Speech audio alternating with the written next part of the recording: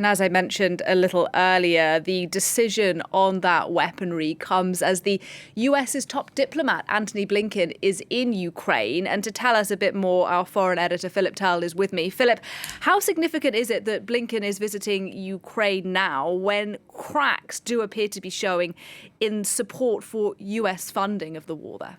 Well, I think there are several important aspects about this visit. The first one is that the United States wants to show whatever happens back in the US, as far as opinion polls are concerned, anything like that, that they are still backing the war in Ukraine, that the support will not waver. That's what Antony Blinken was saying yesterday in his comments on his arrival in Kyiv, as far as the US backing the Ukrainian government is concerned in trying to win the war against the Russians.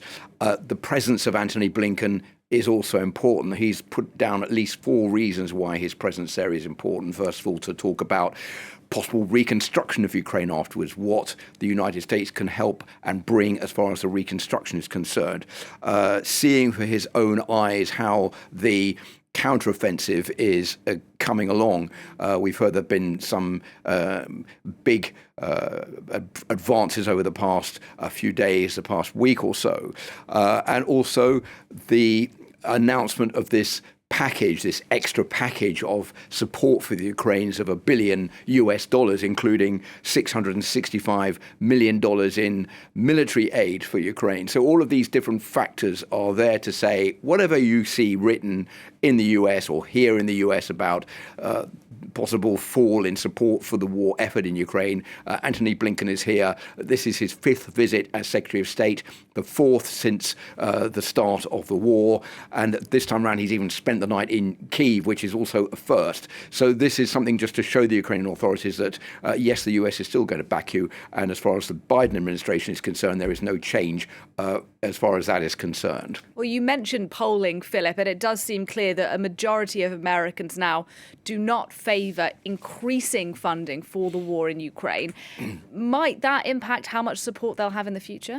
Okay, second major reason why Antony Blinken is in Ukraine is to show the US people back home that the US intends to keep supporting the Ukrainian leadership. If you look at the opinion poll, this one here, you can see that 55% of Americans now say that Congress should not authorize further funding. That is above 45% who say it should continue funding the war in Ukraine. When you look back earlier this year, at the month of February, 62% of Americans thought that the US was not doing enough to help the war in Ukraine. So there's been a gradual erosion, which has been contributed to by the upcoming election campaign, from the Republican Party, from the populism of Donald Trump saying that maybe this money should be used for something else.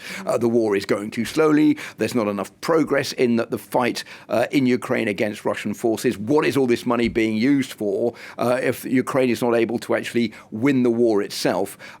We need to think about how we're going to move forward with all of this and maybe do this some other way round. The problem is that Ukraine says it's not getting the right amount of weapons. There are F-16 fighter jets on the way from Norway, from Denmark and from the Netherlands. They want more long-range missiles. As far as the Ukrainians are concerned, they're saying, well, we can win this war, but we can only do it if we have the necessary military backup. And that is something that we're depending on the United States and the European Union to give us. Philip Turle, thanks very much.